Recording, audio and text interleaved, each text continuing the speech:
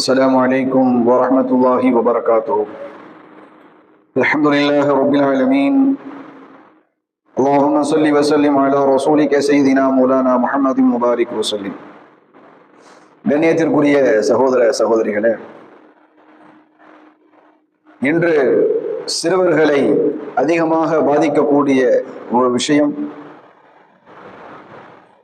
அதிகமாக அவர்களை தவறான விஷயத்தின் பக்கம் இழுத்துச் செல்லக்கூடிய ஒன்று என்னவென்று சொன்னால்,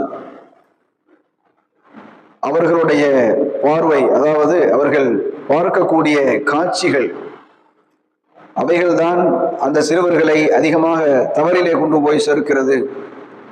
சமீபத்திலே நடந்த திருத்தணியிலிருந்து சென்னை வரக்கூடிய ஒரு ரயில், அந்த ரயிலிலே பல மாணவர்கள் ரீல்ஸ் பண்ண வேண்டும் என்பதற்காக பட்டாக்கத்திகளை வைத்து காட்டிய அந்த சம்பவத்தை தாங்கள் எல்லோரும் அறிந்திருப்பீர்கள்.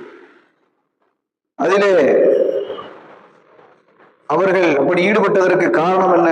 பல விஷயங்கள் இருக்கலாம், தீய நடத்தைகள் இருக்கலாம், தவறான நட்பு வட்டாரங்கள் இருக்கலாம், அவர்களுடைய அவர்களை சுற்றியுள்ள சூழல்கள், அவர்களுடைய வளர்ப்பாக இருக்கலாம், அல்லது போதையாக இருக்கலாம். இது எல்லாவற்றிலும் மேலாக ஒரு முக்கியமான விஷயம் சினிமா என்பது. சினிமா காட்சிகளை பார்ப்பதன் மூலமாக இவர்கள் இத்தகைய செயலை மேற்கொண்டிருக்கிறார்கள் என்று சொன்னால் அது மிகையான வார்த்தைகள் அல்ல.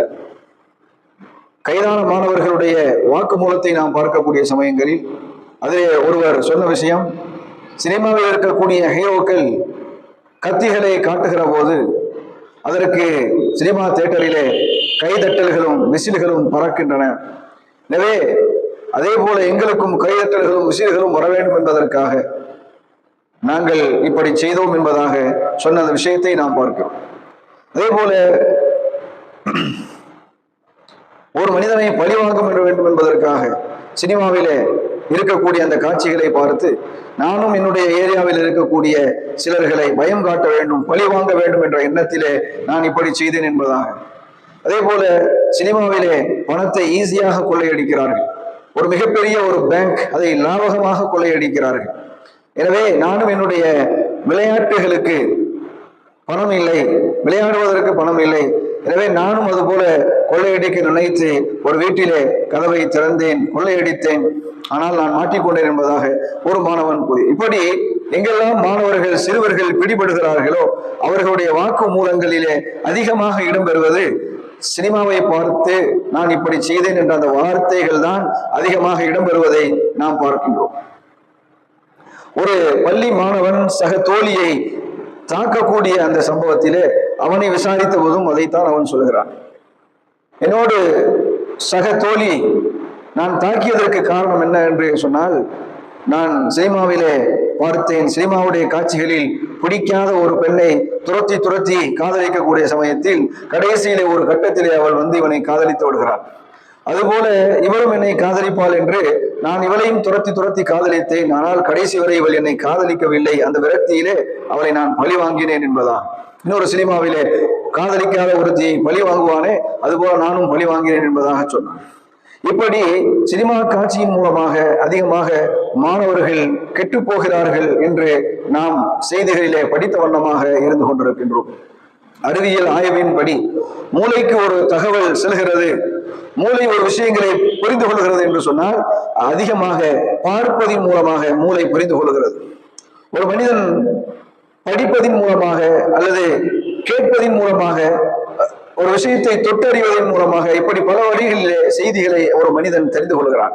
இதிலே அதிகமாக ஒரு மனிதன் எப்படி அதிகமாக சில விஷயங்களை தெரிந்து கொள்கிறான் என்று சொன்னால் பார்ப்பதின் மூலமாக, விஷுவல் என்று சொல்லக்கூடிய பார்ப்பதின் மூலமாகத்தான் 90% செய்திகளை 90% விஷயங்களை மனிதனுடைய மூளை தெரிந்து கொள்கிறது என்பதை நாம் பார்க்கிறோம். அப்ப மனிதனுக்கு செல்லக்கூடிய அந்த தகவல்களில் 90% தகவல்கள் 90% விஷயங்கள் இந்த பார்வையின் மூலமாக அந்த மனிதர் மூளையை சென்றடைகிறது என்பதை நாம் பார்க்கிறோம். ஒரு இளைஞன் ஒரு காட்சியை பார்க்கிறான் என்று சொன்னால், ஒரு வன்முறை காட்சியை ஒரு இளைஞன் பார்க்கிறான், சில இளைஞர்கள் பார்க்கிறார்கள் என்று சொன்னால், அந்த 15 நிமிடங்களில் அமிக்டலா என்று சொல்லக்கூடிய அந்த மூளையில் இருக்கக்கூடிய அந்த செயல்பாட்டு திறன் என்பது மிக அதிகமாக வன்முறையை தூண்டக்கூடியதாக இருக்கிறது. Flight or fight or flight என்பதாக சொல்வார்கள். Fight or flight. ஒரு பாம்பு வரக்கூடிய ஒரு காட்சியை ஒரு மனிதன் பார்க்கிறான். அந்த பாம்பு வருகிறது வேகமாக. அப்படி வருகின்ற சமயத்தில் இந்த பாம்பு ஆபத்தானது, இதனுடைய விஷம் கொடியது என்று அந்த அமிக்டலா என்று சொல்லக்கூடிய அந்த செயல்திறன் இருக்கிறது அல்லவா, அது மிக வேகமாக செயல்பட்டு ஒன்று இங்கிருந்து ஓடிவிட வேண்டும், பின்வாங்கி ஓடிவிட வேண்டும், இல்லை என்றால் அதை எதிர்த்து போராட வேண்டும் என்று சொல்லக்கூடிய அந்த தன்மையை அந்த அமிக்டலா என்பதை உருவாக்குகிறது. அப்ப வன்முறைகளை பார்க்கக்கூடிய, கண்களால் காணக்கூடிய படங்களின் மூலமாகவோ அல்லது சமூக வலைதளங்களின் மூலமாகவோ வன்முறை காட்சிகளை பார்க்கக்கூடிய ஒரு இளைஞன் மிக வேகமாக அது அந்த அமிக்டலா என்பது அவனுக்கு அப்படிப்பட்ட ஒரு கொந்தளிப்பை ஏற்படுத்துகிறது. எனவேதான் இப்படி சொல்வார்கள், மூளை இருக்கிறதே கண்மூலமாக அதிகமான விஷயங்களை தெரிந்து கொள்கிறது. இது எந்த அளவிற்கு வேகம் என்று சொன்னால், படித்து தெரிந்து கொள்வதை விட 60,000 மடங்கு மிக வேகமானது. படித்து தெரிந்து கொள்வதை விட 60,000 மடங்கு வேகமாக பார்ப்பதின் மூலமாக ஒரு மனிதன் தெரிந்து கொள்ள முடியும் என்பதை நமக்கு அறிவியல் சுட்டி காட்டுகிறது. அதே போல காப்பிகேட் கிரைம் என்பதாக சொல்வார்கள். அதாவது பார்த்தலின் மூலமாக நகல் குற்றங்கள், அதாவது ஒரு விஷயத்தை பார்ப்பது போல அதே குற்றத்தை இவன் செய்வான். இப்படிப்பட்ட குற்றங்கள் அதிகரித்து வருவதற்கு காரணம் இது போல வன்முறை காட்சிகள் நிறைந்த சினிமாக்கள். அதே போல ஒரு சிசிடிவியிலோ அல்லது ஒரு மொபைலிலோ சமூக வலைதளங்களிலோ வன்முறையான காட்சிகளை காட்டுகிற போது அதை பார்த்து வரக்கூடிய இளைஞர்களுக்கு மத்தியில, சிறுவர்களுக்கு மத்தியில வரக்கூடிய இந்த குற்றங்கள், காப்பிகேட் குற்றங்கள், இதுவும் நாளுக்கு நாள் அதிகரித்துக் கொண்டே இருக்கிறது என்பதை நாம் பார்க்கின்றோம். அப்போ இதன் மூலமாக நாம் சொல்ல வருவது என்னவென்று சொன்னால், இந்த சிறுவர்களை, இளைஞர்களை தவறான வழியிலே கொண்டு செல்வது இந்த சினிமா சார்ந்த அந்த விஷயங்களும் அதிலே சொல்லப்படக்கூடிய தவறான பல காட்சிகள் தான் இதற்கு முதல் காரணமாக இருக்கிறது. இரண்டாவது, மூன்றாவது அடுத்தடுத்த காரணங்கள். இப்ப முதல் இடம் பெறுவது இந்த சினிமாவுடைய காட்சிகளால் தான் இந்த சிறுவர்கள் கெட்டு போகிறார்கள், வழிகெடுகிறார்கள் என்பதை நாம் கவனிக்க வேண்டும். இந்த காட்சிகளுடைய விளைவு எவ்வளவு கொடூரமானது! இந்த காட்சிகளை பற்றி, பார்வையை பற்றி இஸ்லாம் நமக்கு என்ன சொல்லித் தருகிறது? பார்வையை எங்கெல்லாம் அல்லாஹ் கட்டுப்படுத்திக் கொள்ள வேண்டும் என்று சொல்கின்றான். உங்களுடைய பார்வைகளை நீங்கள் பாதுகாத்துக் கொள்ளுங்கள், உங்களுடைய பார்வைகளை நீங்கள் தாழ்த்திக் கொள்ளுங்கள். ஏன் அல்லாஹ் இதை சொல்கிறான் என்று சொன்னால், பார்வையின் மூலமாகத்தான் மனிதன் அதிகமாக கெடுவதற்கு ஒரு மிகப்பெரிய ஒரு வாய்ப்பு இருக்கிறது. எனவே குர்துபி ரஹ்மத்துல்லாஹி அலைஹி அவர்கள் அவருடைய விரிவுரையிலே சொல்வார்கள், இந்த பார்வை இருக்கிறதே பாபுல் அக்பர் இலல் கல்ப், நாம் பார்க்கக்கூடிய விஷயங்களை நம்முடைய கல்வியின் அளவிலே, நம்முடைய மனதின் அளவிலே கொண்டு செல்லக்கூடிய மிகப்பெரிய வாசலாக இந்த பார்வைதான் இருக்கிறது. கேட்பதின் மூலமாக, படிப்பதின் மூலமாக ஒரு விஷயம் போவதை விட பார்வையின் மூலமாகத்தான் அதிகமாக செல்கிறது. எனவே இந்த பார்வை தான் மனதிற்கு செல்லக்கூடிய மிகப்பெரிய பாதை என்பதாக இமாம் குர்துபி ரஹ்மத்துல்லாஹி அலைஹி அவர்கள் குறிப்பிடுகிறார்கள். இன்னொரு இடத்துல இப்னு மஸ்ஊத் ரலியல்லாஹு அன்ஹு அவர்கள் குறிப்பிடுகிறார்கள், பார்வையை பாதுகாத்துக் கொள்வது ஹிஃபுல் பஸரி அஷத்து மின் ஹிஃபுல் லிசான், நாவை பேணி பாதுகாத்துக் கொள்வதை விட, நாவை பாதுகாப்பதை விட பார்வையை பாதுகாத்துக் கொள்வதுதான் மிக முக்கியமான விஷயம் என்பதை இப்னு மஸ்ஊத் ரலியல்லாஹு அன்ஹு அவர்கள் குறிப்பிடக்கூடிய விஷயத்தை நாம் பார்க்கிறோம். பார்வையின் மூலமாகத்தான் அதிகமான காட்சிகள் மூளைக்கு செல்கிறது, மனதிற்கு செல்கிறது. பார்வையை பாதுகாப்பதுதான் மிக முக்கியமான ஒரு செயலாக இருக்கிறது. ஜக்கரியா அலைஹிஸ்ஸலாம் அவர்களுடைய பிரார்த்தனையை பற்றி அல்லாஹ் குர்ஆன் ஷரீஃபிலே அவருடைய வரலாற்றை பற்றி அல்லாஹ் சொல்லுவான். ஜக்கரியா அலைஹிஸ்ஸலாம் அவர்களுடைய அந்த பிரார்த்தனை, அதற்கு பிறகு அவர்களுக்கு அல்லாஹ் கொடுத்த அந்த குழந்தையை பற்றி உள்ள வரலாறு அல்லாஹ் குர்ஆன் ஷரீஃபிலே சொல்லுவான். ஜக்கரியா அலைஹிஸ்ஸலாம் அவர்கள் அவர்களுக்கு இந்த ஈமானில மிகப்பெரிய ஒரு உறுதி ஏற்பட்டதற்கு காரணம் சொல்கின்ற பொழுது, ஜக்கரியா அலைஹிஸ்ஸலாம் அவர்கள் தன்னுடைய வீட்டிலே வளர்ந்த மரியம் அலைஹிஸ்ஸலாம் அவர்களை பார்க்கிறார்கள். மரியம் அலைஹிஸ்ஸலாம் அவர்கள் சிறிய குழந்தையிலிருந்து ஜக்கரியா அலைஹிஸ்ஸலாம் அவரிடத்திலே வளர்ந்து கொண்டிருக்கிறார்கள். அப்படி வளரக்கூடிய மரியம் அலைஹிஸ்ஸலாம் அவர்கள் வீட்டினுடைய ஒரு மூலையிலே எப்பொழுதும் இருந்து கொண்டிருப்பார்கள். அப்படி இருக்கின்ற பொழுது மரியம் அலைஹிஸ்ஸலாம் அவர்கள் ஒரு முறை பழங்களை வைத்து சாப்பிட்டுக் கொண்டிருக்கிறார்கள். இந்த மரியம் அலைஹிஸ்ஸலாம் அவர்கள் சாப்பிடக்கூடிய பழங்கள் என்பது அந்த ஊரிலே எங்கும் கிடைக்காது. அப்பொழுது அதை சுற்றியுள்ள ஊர்களிலும் சரி, அந்த ஊர்களிலும் சரி அந்த சீசன் என்பது இல்லை. அப்படி இருக்கக்கூடிய சமயத்தில் தானும் கொண்டு வந்து கொடுக்கவில்லை, வேறு யார் வீட்டுக்குள்ளே வந்து கொடுக்கவும் முடியாது. அப்படி இருக்கக்கூடிய ஒரு சூழலில் இந்த பழங்கள் எப்படி இந்த சிறுமிக்கு கிடைத்தது என்று மிகப்பெரிய ஆச்சரியம் கொண்டார்கள். மரியம் அலைஹிஸ்ஸலாம் அவர்களிடத்திலேயே கேட்டுவிட்டார்கள், இந்த பழங்கள் எப்படிமா உங்களுக்கு கிடைத்தது?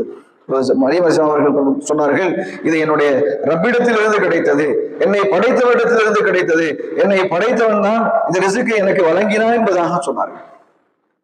ஜக்கரியா அலைஹிஸ்ஸலாம் அவர்களுக்கு இன்னும் அதிகமான ஆழமான ஒரு அல்லாஹ் மீது உள்ள ஒரு நம்பிக்கை இந்த இடத்துல பிறந்தது.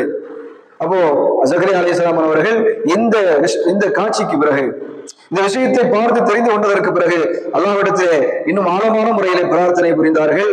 அந்த பிரார்த்தனைக்கு பிறகு அல்லாஹ் தஆலா அவர்களுக்கு குழந்தையை வழங்கினான். இந்த இடத்துல முஃபஸ்ஸிரீன்கள் எழுதுவார்கள், மரியம் அலைஹிஸ்ஸலாம் அவர்களுடைய இந்த ஆழமான நம்பிக்கையை கண்டதன் பிறகு, மரியம் அலைஹிஸ்ஸலாம் அவர்களுக்கு அல்லாஹ் வழங்கிய அந்த உதவியை கண்டதற்கு பிறகு இவர்களுடைய இந்த வேண்டுதல் என்பது அல்லாஹ்விடத்தில் இன்னும் ஆழமாக இருந்தது.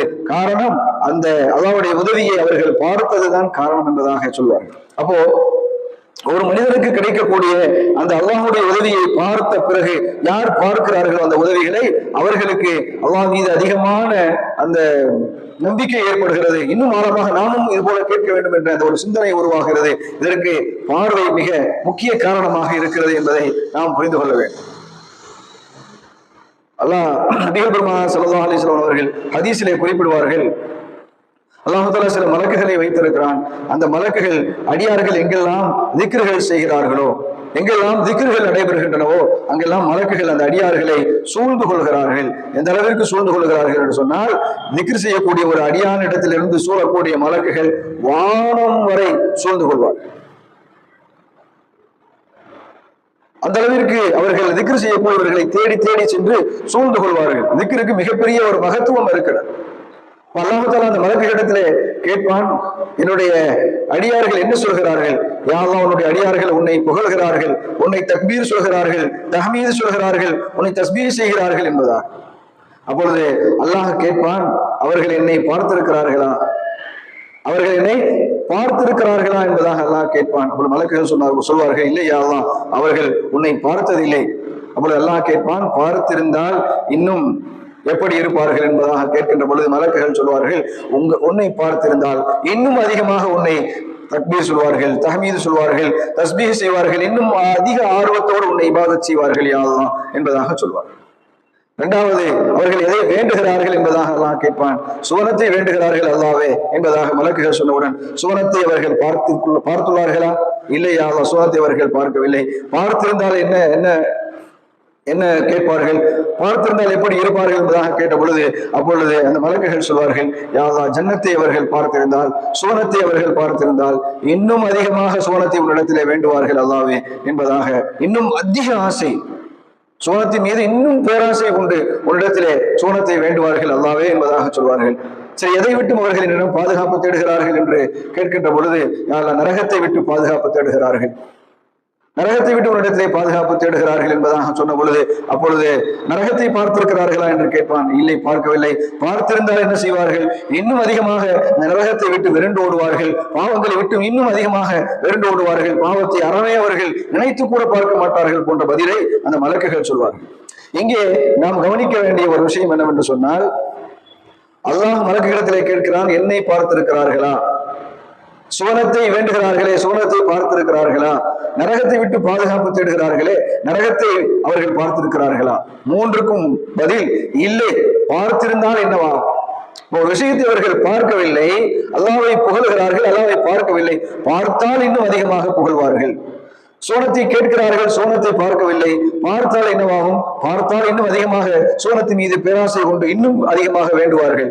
நரகத்தை பார்த்திருந்தால் இன்னும் அதிகமாக நரகத்தை விட்டு விரண்டு ஓடுவார்கள், பாவங்களே செய்ய மாட்டார்கள் என்று அவர்கள் சொல்லக்கூடிய அந்த பதிலை நாம் சற்று யோசித்து பார்க்க வேண்டும். அப்ப ஒரு விஷயத்தை பார்ப்பது என்பது அதிகமான தாக்கத்தை உள்ளத்திலே ஏற்படுத்தும் என்ற அந்த கருத்தை நாம் இதன் மூலமாக புரிந்து கொள்ளலாம். சூனத்தை பார்த்தால் இன்னும் அதிகமாக வேண்டுவார்கள், நரகத்தை பார்த்தால் இன்னும் அதிகமாக விரண்டு ஓடுவார்கள்.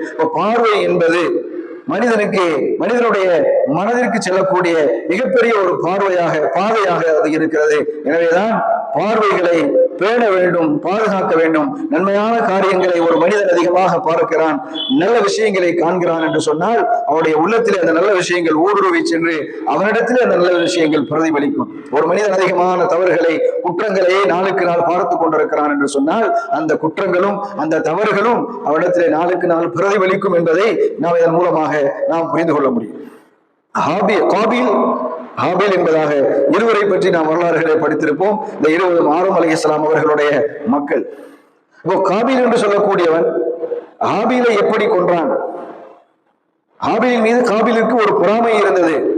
இவன் எப்படியாவது கொன்றுவிட்டு அந்த பெண்ணை நாம் திருமணம் செய்து கொள்ள வேண்டும் என்று நினைத்துக் கொண்டிருக்கக்கூடிய அந்த சமயத்திலே எப்படி கொள்வது, இவனை எப்படி இல்லாமல் ஆக்குவது என்பது அவருக்கு தெரியவில்லை.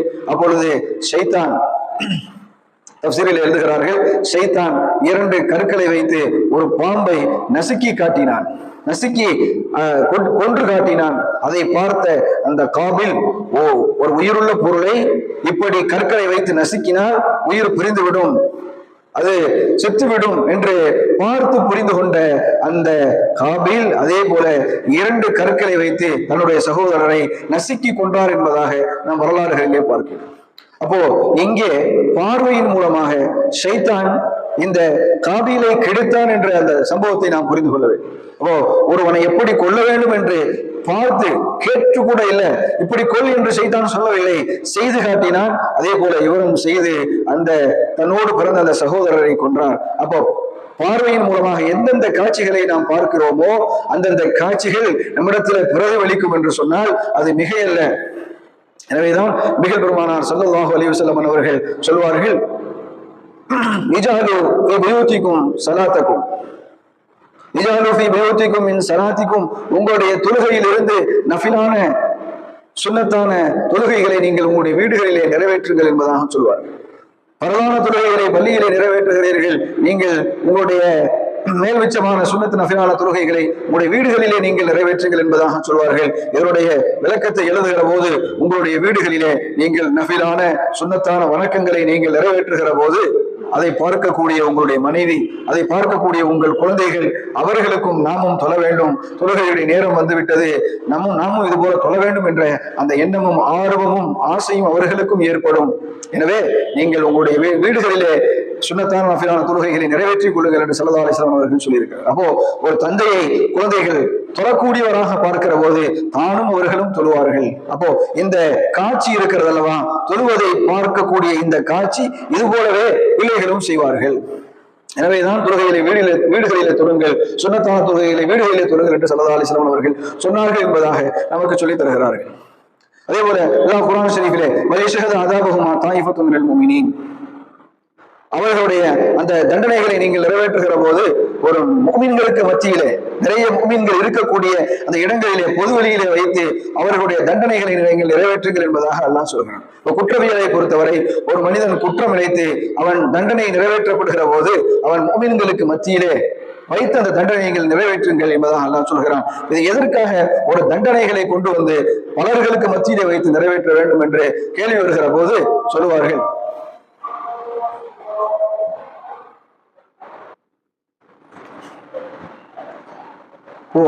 எதற்காக தண்டனைகளை பொது வழியிலே வைத்து நிறைவேற்ற வேண்டும் என்று அல்லாஹ் குறிப்பிடுகிறான் என்று சொன்னால், பொது வழியிலே வைத்து முஃமின்களுக்கு மத்தியிலே வைத்து இந்த தண்டனைகளை நாம் நிறைவேற்றுகிற போது அதை பார்க்கக்கூடியவர்கள் படிப்பினை பெறுவார்கள். இத்தவறுகள் செய்தால், குற்றங்கள் புரிந்தால் நமக்கும் இது போல தண்டனைகள் கிடைக்கும்.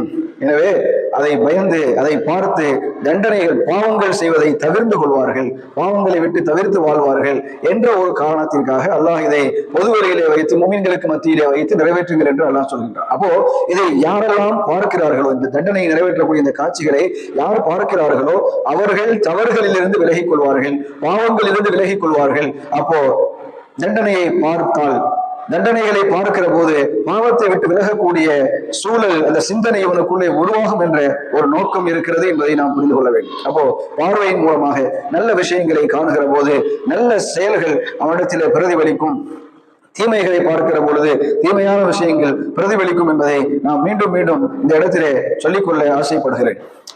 மிகல் பெருமானார் ஸல்லல்லாஹு அலைஹி வஸல்லம் அவருடைய ஒரு ஹதீஸ்ல வருகிறது, ஹல்லு அப்சாரக்கும் தகுல்லு ஷஹவாத்தக்கும், உங்களுடைய பார்வைகளை நீங்கள் தாழ்த்தி கொள்ளுங்கள், உங்களுடைய மனோ இச்சைகள் கட்டுப்படும் என்பதாக சொல்வார்.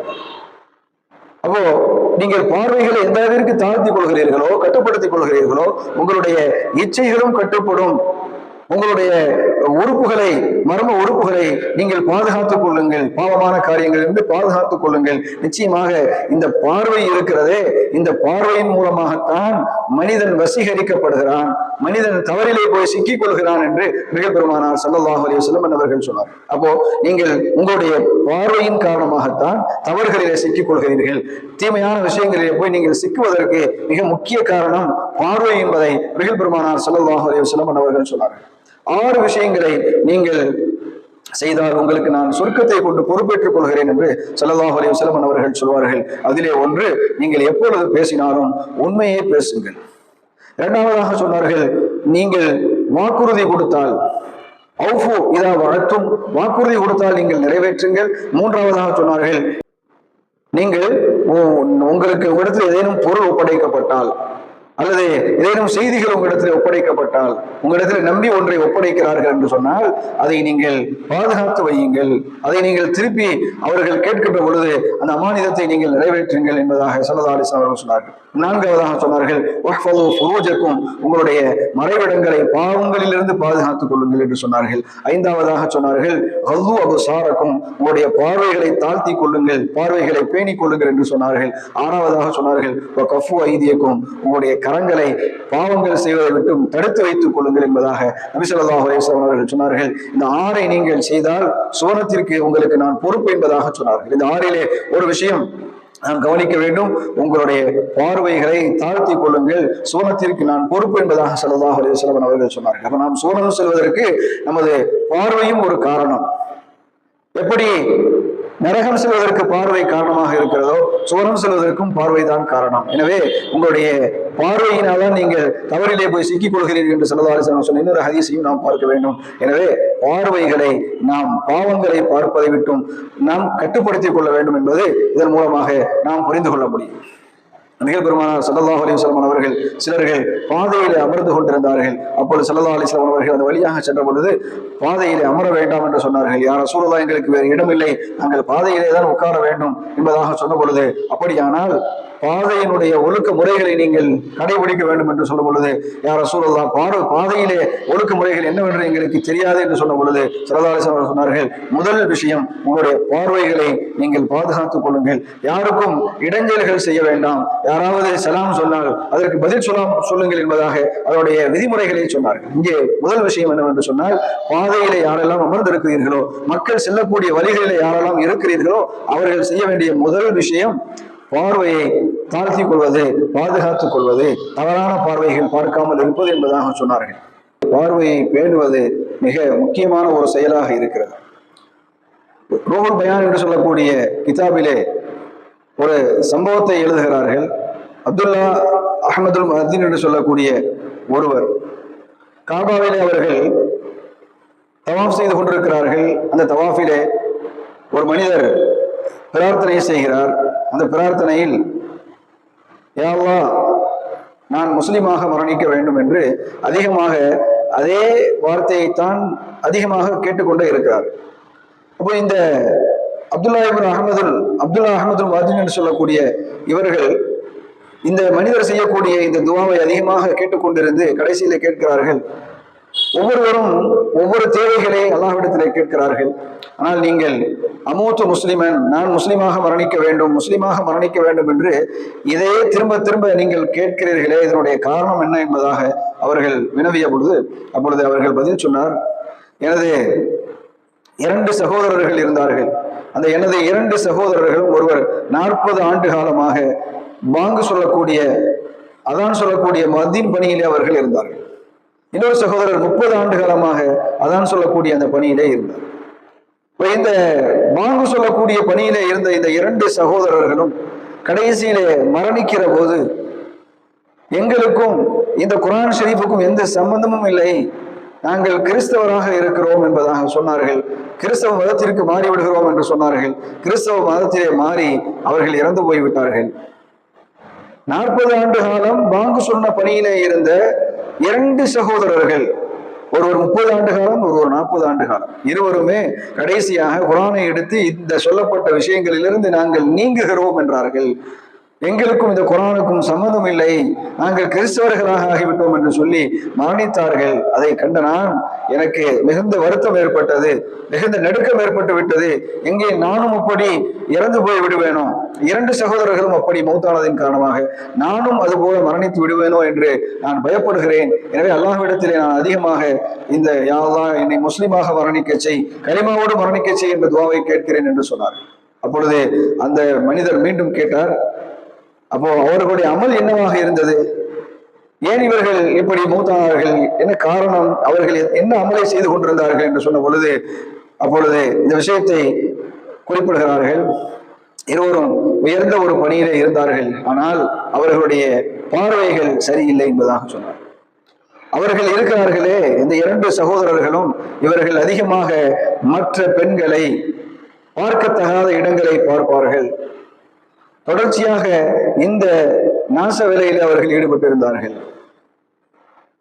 பிற பெண்கள் மற்ற பெண்களுடைய உறுப்புகளை மறைந்து கொண்டு பார்த்து ரசிப்பது, இந்த வேலைகளை அவர்கள் செய்து கொண்டிருந்தார்கள். அதே போல வாலிபர் ஆண்கள் யாராவது இருந்தால் அவர்களுடைய மர்ம ஸ்தலங்களை பார்த்து ரசிக்கக்கூடிய அந்த இழி செயல்கள் 2ம் அவர்களிடத்தில் இருந்தது என்பதாக அவர் சொன்னார். அப்பொழுதுதான் புரிந்து கொண்டார்கள், பார்வை தவறான பார்வைகளை தங்களுடைய வாழ்க்கையில் தொடர்ந்து தவறான பார்வை இருந்ததின் காரணமாக அவர்களுடைய உள்ளத்தில் இருக்கக்கூடிய அந்த ஈமான் வெளியே சென்று விட்டது. அல்லாஹ் அவர்களுக்கு ஈமானை எடுத்ததற்கு காரணம் அவர்களுடைய தீய பார்வை தான். தீய பார்வை பார்த்து விட்டோம், தெரிந்தோ தெரியாமலோ பார்த்து விட்டோம், பிறகு அல்லாஹ்விடத்தில் தௌபா செய்து மீண்டு விட வேண்டும். தொடர்ச்சியாக அதே போன்ற பார்வைகளை நாம் பார்த்து கொண்டிருக்கின்ற பொழுது, தவறான காட்சிகளையே நாம் சதாவும் கண்டு கொண்டிருக்கின்ற பொழுது கடைசியில் ஒரு நாள் ஈமான் என்பது பறிபோய்விடும் என்பதற்கு இதுதான் காரணம். எனவேதான் ஸல்லல்லாஹு அலைஹி வஸல்லம் அவர்கள், பார்வையை நீங்கள் தாழ்த்தி கொண்டால், பார்வையை பாதுகாத்துக் கொண்டால் உங்களுக்கு சோனத்திற்கு நான் பொறுப்பு என்று ஸல்லல்லாஹு அலைஹி வஸல்லம் அவர்கள் குறிப்பிடக்கூடிய அந்த விஷயத்தை நாம் இங்கே புரிந்து கொள்ள வேண்டும். எனவே பார்வை இருக்கிறதே மிகுந்த ஒரு பேணப்பட வேண்டிய ஒன்று, மிகுந்த கட்டுப்பாடு செய்ய வேண்டிய ஒன்று. பார்வையால் நல்ல விஷயங்கள் நமக்கு வருகிறது, பார்வையால் நல்ல பார்வையால் நல்ல விஷயங்களை பார்ப்பதால் நல்ல செயல்கள் நம்மிடத்தில் உருவாகிறது, தீயவைகளை பார்ப்பதால் தீய செயல்கள் உருவாகிறது, பாவங்களை தொடர்ந்து பார்ப்பதால், ஆபாச காட்சிகளை அதிகமாக நாம் பார்ப்பதால் நம்முடைய எண்ணத்திலே அது பிரதிபலித்து நம்முடைய உள்ளத்தில் இருக்கக்கூடிய ஈமான் வெளியே போய்விடுகிறது என்பதை நாம் இந்த இடத்திலே புரிந்து கொள்ள வேண்டும். கண்ணியத்திற்குரிய சகோதரர்களே, அப்துல்லாஹ் இப்னு மஸ்ஊத் ரலியல்லாஹு அன்ஹு அவர்கள் ஒரு வீட்டிற்கு ஒருவரை நோய் விசாரிப்பதற்காக, நலம் விசாரிப்பதற்காக செல்கிறார்கள். இது ஒரு சுன்னத்தான ஒரு அமல், இன்று நம் செய்யாத ஒரு அமல். நம்மிடத்தில் அதிகமாக இது போய்விட்டது. யாராவது உடல் சரியில்லாமல் இருந்தால் கேள்விப்பட்டதோடு நம் நிறுத்திக் கொள்கிறோமோ தவிர அவர்களை சென்று விசாரித்து அவர்களுக்கு ஆறுதல் கூறி துஆ செய்து விட்டு வருவது, அவர்களுக்கு தேவையான உதவிகளை செய்து விட்டு வருவது என்பது இது மிகப்பெரிய ஒரு சுன்னத்தாக இருக்கிறது. அப்படி ஒருவரை நலம் விசாரிக்க சென்றிருந்த அந்த சமயத்திலே அப்துல்லாஹ் இப்னு மஸ்ஊத் ரலியல்லாஹு அன்ஹு அவர்களோடு மற்ற சிலர்களும் சென்றிருந்தார்கள்.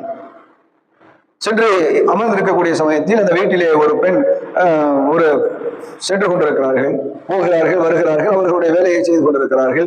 அந்த அப்துல்லாஹ் இப்னு மஸ்ஊத் ரலியல்லாஹு அன்ஹு அவர்களோடு அமர்ந்திருந்த ஒரு சகோதரர் அந்த பெண்ணையே பார்த்து கொண்டிருக்கிறார் தொடர்ந்து. அப்பொழுது அப்துல்லாஹ் இப்னு மஸ்ஊத் ரலியல்லாஹு அன்ஹு அவர்கள் சொன்னார்கள், அப்படியே உன்னுடைய கண் பிதுங்கி வெளியே வந்துவிட வேண்டும் என்பதாக சொல்கிறார்.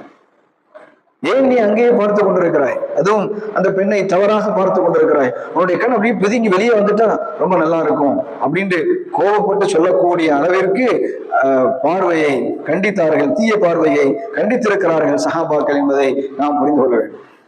ஹஸான் இப்னு அபீ சினான் என்று சொல்லக்கூடிய ஒரு மிகப்பெரிய ஒரு இறைநேசர் அவர்கள் ஒரு முறை ஈதுடைய தினத்தன்று வீட்டை விட்டு வெளியே சென்றார்கள். இதெல்லாம் முடித்து திருப்பி வீட்டிற்குள்ளே வருகிறார்கள். அப்பொழுது அவர்களுடைய மனைவி கேட்டார்கள், என்ன இன்று எத்துணை பெண்களை நீங்கள் பார்த்தீர்கள் என்பதாக. அப்பொழுது ஹஸான் இப்னு அபீ சினான் ரஹ்மத்துல்லாஹி அலைஹி அவர்கள் சொன்னார்கள், வைஹக்க, உனக்கு கேடு உண்டாகட்டும், நாசம் உண்டாகட்டும். நான் வீட்டை விட்டு வெளியே சென்றதிலிருந்து கடைசியாக பெண் என்று சொன்னால் உன்னை நான் பார்த்ததோடு அவ்வளவுதான். வீட்டை விட்டு நான் வெளியே சென்றதிலிருந்து திருப்பி வீட்டுக்குள்ளே வருகின்ற வரை என்னுடைய பார்வையில் பட்ட முதல் பெண்ணும் கடைசி பெண்ணும் நீதான். எனது கட்டை விரலைத்தான் நான் பார்த்து கொண்டே சென்றேன், எனது கட்டை விரலை பார்த்து கொண்டே நான் வந்துவிட்டேன் என்பதாக சொன்னார். அப்போ வீட்டிலே பார்த்த ஒரு பெண் மனைவி வெளியில எந்த பெண்ணையும் பார்க்கவில்லை. எங்கெல்லாம் பார்வைகளை கட்டுப்படுத்த வேண்டுமோ அங்கெல்லாம் தனது கட்டவர்களை பார்த்து கொண்டே சென்று ஈதுடைய அனைத்து நல்ல அமல்களையும் முடித்துவிட்டு மீண்டும் வீட்டுக்குள்ளே வந்து அந்த மனைவியைத்தான் பார்த்தார். அப்போ பார்வையை பாதுகாப்பதிலே நம்முடைய முன்னோர்கள் மிகுந்த கவனம் எடுத்திருக்கிறார்கள், மிகுந்த கவனத்தோடு செயல்பட்டு இருக்கிறார்கள் என்பதை நாம் இந்த சம்பவத்தின் மூலமாக நாம் புரிந்து கொள்ள வேண்டும்.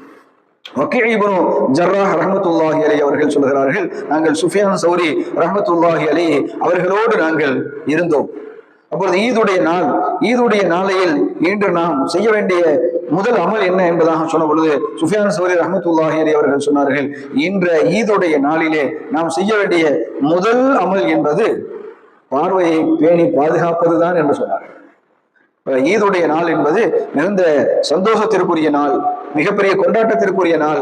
ஆனால் இந்த நாளிலே முதல் அமல், ஏராளமான ஈதுடைய அமல் இருக்கிறது. ஈதுகாவிற்கு செல்ல வேண்டும், தொழ வேண்டும், தக்பீர் சொல்லிக் கொண்டே செல்ல வேண்டும், தக்பீர் கூறிக்கொண்டே வர வேண்டும். ஈதுடைய நாளிலே இன்னும் பல நல்ல அமல்கள் இருக்கிறது அல்லவா? இந்த எல்லா அமல்களிலும் முதல் அமலாக பார்வையை கட்டுப்படுத்திக் கொள்ளுதல், பார்வையை தகாத இடங்களில் தவறான விஷயங்களில் பார்க்காமல் இருத்தல் தான் நம்முடைய முதல் அமலாக இன்று இருக்க வேண்டும் என்று அவர்களுக்கு சொல்லி தந்தார்கள் என்று சொன்னால், நம்முடைய முன்னோர்கள் சஹாபாக்களில் இருந்து தாபியன்கள், தபாவு தாபியன்கள், சுஹதாக்கள், சாலிஹீன்கள் என்று சொல்லக்கூடிய அனைவர்களுமே இந்த பார்வையுடைய விஷயத்திலே மிகுந்த கட்டுப்பாட்டை மேற்கொண்டிருக்கிறார்கள் என்பது நாம் இந்த சம்பவங்களின் மூலமாக நாம் புரிந்து கொள்ள முடியும். எனவே அன்பான சகோதரர்களே, சகோதரிகளே, நாம் இந்த பார்வையை பாதுகாக்க வேண்டும், நம்மை நாம் பாதுகாக்க வேண்டும், நம்முடைய பார்வைகளை நாம் பாதுகாக்க வேண்டும். நம் பார்வைகளை எந்த அளவிற்கு தீய காரியங்களை விட்டு பாதுகாக்கிறோமோ, தீய பார்வைகளை பார்க்காமல் இருக்கிறோமோ, தவறான செயல்களை பார்க்காமல் இருக்கிறோமோ, அப்பொழுது நம்முடைய ஈமான் பாதுகாக்கப்படும். அதே போல நான் ஆரம்பத்திலே சொன்னது போல நிறைய சிறுவர்கள் 17, 16, 15, 13 வயது சிறுவர்கள் எல்லாம் இன்று சிறைக்கு செல்கிறார்கள், சிறையிலே தன்னுடைய வாழ்நாளை கழிக்கிறார்கள். அவர்கள் 18 வயது முடிகின்ற வரை சீர்திருத்த பள்ளியிலே சிறையிலே அவர்கள் இருந்து கொண்டிருக்கிறார்களே, இதற்கு காரணம் சிறுவர்கள் தவறான செயல்களில் ஈடுபடுவதற்கு மிக முக்கியமான காரணம் இந்த பார்வைதான். பார்வை, குறிப்பாக சினிமா துறை, இந்த சினிமா துறையில வரக்கூடிய இந்த காட்சிகள் தான் இவர்களை கெடுக்கிறது, தவறான செயல்களுக்கு அவர்களை இழுத்துச் செல்கிறது என்று நாம் இந்த இடத்துல புரிந்து கொள்ள வேண்டும். எனவே நாம் நம்முடைய பிள்ளைகள், நம்முடைய குழந்தைகள், நம்முடைய கட்டுப்பாட்டில் உள்ளவர்கள் சினிமாவை பார்ப்பதை நாம் கொஞ்சம் கட்டுப்படுத்த வேண்டும். சோசியல் மீடியாக்களில் தவறான விஷயங்களை பார்ப்பதை நாம் கட்டுப்படுத்த வேண்டும் என்று வீட்டுக்கு வீடு எல்லா இடத்திலும் வைஃபை, டிவி, மொபைல், லேப்டாப் வசதிகள் நிறைந்து மலிந்து காணப்படுகிறது. அந்த சூழ்நிலையில் ஒவ்வொருவரும் தனித்தனி அறை, தனித்தனி படுக்கை, தனித்தனி மொபைல் போன்கள், எல்லோருக்கும் இன்டர்நெட் கனெக்ஷன், ஒரு இடத்திலே படுத்துக்கொண்டு உலகத்தையே பார்க்கக்கூடிய, உலகத்தில் நடக்கக்கூடிய அனைத்து விஷயங்களை பார்க்கக்கூடிய வசதி இன்று எல்லா சிறுவர்களுடைய கைகளிலும் இருக்கிறது. அப்படி இருக்கக்கூடிய வீடுகளில், அப்படி இருக்கக்கூடிய அந்த நபர்களில் நாம் நம்முடைய பெற்றோர்களாக இருக்கக்கூடியவர்கள் குழந்தைகளை கட்டுப்படுத்த வேண்டும். குழந்தைகளை எதை பார்க்க வேண்டும், எதை பார்க்க கூடாது, எது தவறு, எது சரி என்று சொல்லி அவர்களுடைய பார்வைகளை நாம் சரி செய்ய வேண்டும். பார்வைகளின் மூலமாகத்தான் மனிதன் அதிகமாக பாவத்திலே போகிறான் என்று சொல்லக்கூடிய அந்த ஹதீஸை நாம் ஞாபகம் வைத்து நாம் தவறான விஷயங்களிலிருந்து தவிர்த்து கொள்ளக்கூடிய, நம்முடைய பார்வைகளை பேணி பாதுகாத்துக் கொள்ளக்கூடிய நல்லதொரு பாக்கியத்தை அல்லாஹ் நம் அனைவருக்கும் தந்தருள் புரிவானாக. ஆகிர் தவானா அல்ஹம்துலில்லாஹி ரப்பில் ஆலமீன். அஸ்ஸலாமு அலைக்கும் வரஹ்மத்துல்லாஹி வபரகாத்துஹு.